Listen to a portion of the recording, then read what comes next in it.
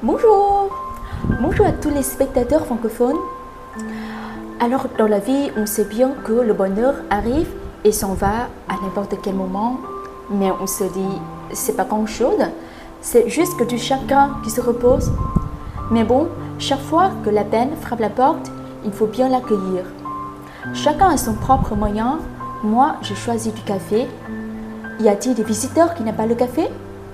Je n'y crois pas. Allez, dans cette petite vidéo, on va découvrir une petite histoire du café au Vietnam et peut-être la prochaine fois, il devient une boisson préférée de tous vos invités. Une petite histoire de café au Vietnam. Si vous étiez à Hanoi, vous entendrez les gens parler d'un café appelé Giang. C'est aussi le prénom de la personne qui l'a créé, Monsieur Nguyễn Văn Giang.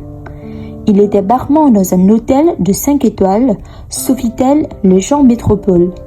Pourtant, il a fait du café au style français.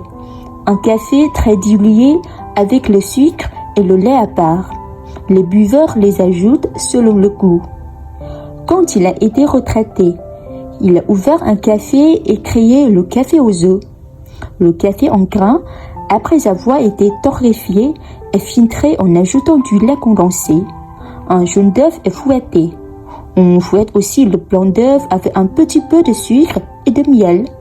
On verse le jaune d'œuf dans les tasses de café et puis le blanc d'œuf.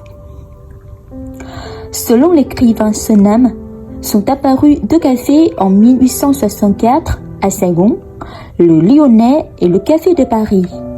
Les patrons étaient français. Le café arrive à Hanoï plus tard et aussi par l'intermédiaire des colons français. Il y avait toujours des cantines pour le servir aux soldats.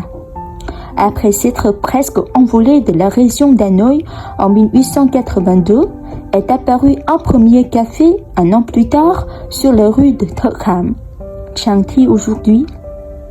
Un an plus tard, 1884-1885, du café ont poussé comme des champignons. Le café du commerce, le café de Paris, le café Albin, le café de la Place, le café Bloch, mais la plus connue était le café de Beira.